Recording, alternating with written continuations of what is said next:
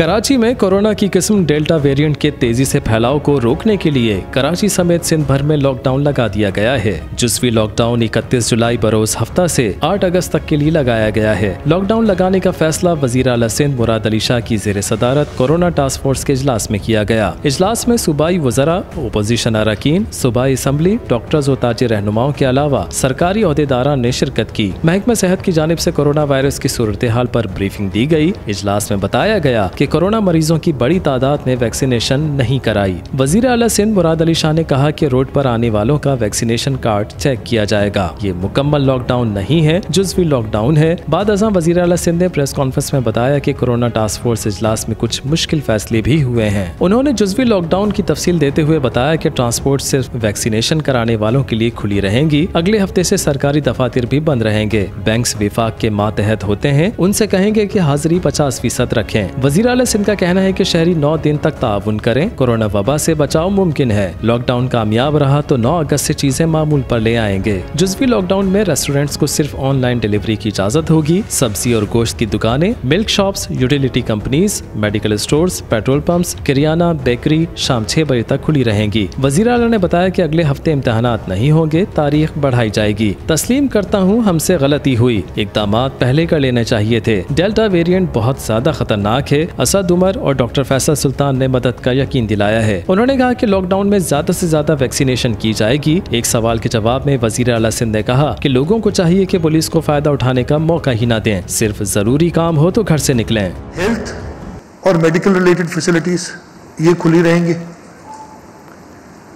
Food and food related industry ये खुली रहेगी। इसमें वो SOPs और ये सब हम थोड़ा मैनेज करना आसान हो जाता है जब आप छोटे एरिया को देख रहे थे। मुल्क की मईशत का भी इशू है, तो हम एक्सपोर्ट ओरिएंटेड इंडस्ट्री जो है ना, जिनके एक्सपोर्ट ऑर्डर्स हैं, पहले भी हम कर चुके सारे एक्सरसाइज, उनको खुला रखा जाएगा। बैंक्स हमारा सब्जेक्ट नहीं है, फेडरल सब्जेक्ट है। हम उनको लिखेंगे जरूर कि आप कम से कम स्टाफ के साथ बैंक्स खोलें। ये खुली रहेंगी। वो स्टेट बैंक का काम है, उनको बंद करना चाहे तो स्टेट बैंक कर सकती है, लेकिन ये हम उनसे रिक्वेस्ट जरूर करेंगे। पोर्ट खुला रहेगा, लेकिन उधर भी हम कहेंगे KPT को और पोर्ट कासिम को कि जी वो मिनिमम उसे कहें। स्टॉक एक्सचेंज अगेन हमारे उसमें नहीं आती, लेकिन हम उनसे ज़रूर एडवाइस उनको करेंगे कि जी आप मिनिमम स्टाफ के साथ भले कारोबार जारी रखें। और अगर फेडरल गवर्नमेंट समझती है कि नहीं इसको बंद करना चाहिए तो वो obviously they can do it. Groceries, medical stores, bakeries, meat and vegetable shops ये पूरे 24 घंटे खुले रहेंगे, नहीं 6 बजे तक खुले रहेंगे। ठीक है जी।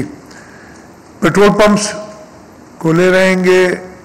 Media persons with mask allowed है। यूटिलिटी कंपनीज सारी खुली रहेंगी। म्यूनिसिपल सर्विसेज खुली रहेंगे।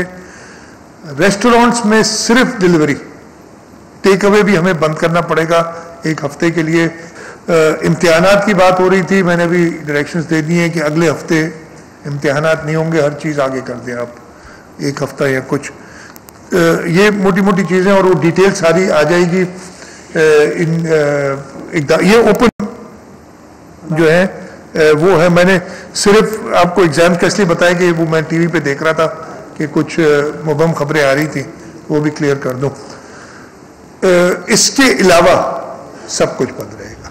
लॉकडाउन लगाए जाने के ऐलान के बाद ताजिरों ने कारोबार की बंदिशों का फैसला मानने से इनकार कर दिया है। NCOC के सरबराह असद उमर का कहना है कि पाकिस्तान में स्मार्ट लॉकडाउन की हिकमत अमली पर अमल होना चाहिए, जो माजी में कामयाब रही। NCOC के इजलास में आगाह किया गया कि विफाकी हुकूमत सिंध हुकूमत के लिए इमदादी इक़दाम में मसरूफ है, जिसमें ऑक्सीजन की सहूलियात वाले बिस्तर और वेंटिलेटर्स के अलावा ऑक्सीजन की दस्तियाबी और SOPs के निफाज के लिए कानून नाफिज करने वाले इदारों की तैनाती शामिल है। दूसरी जानिब विफाकी वज़ीर इत्तलात और नशरियात फवाद चौधरी ने ट्वीट के जरिए कहा कि सिंध हुकूमत के लॉकडाउन के फैसले का जायजा ले रहे हैं। NCOC और सिंध हुकूमत ऐसी हिकमत अमली बनाएं कि आम आदमी का रोजगार मुतासिर ना हो। उन्होंने कहा कि हम ऐसे इक़दाम के खिलाफ हैं जिससे आम आदमी की मईशत खराब हो।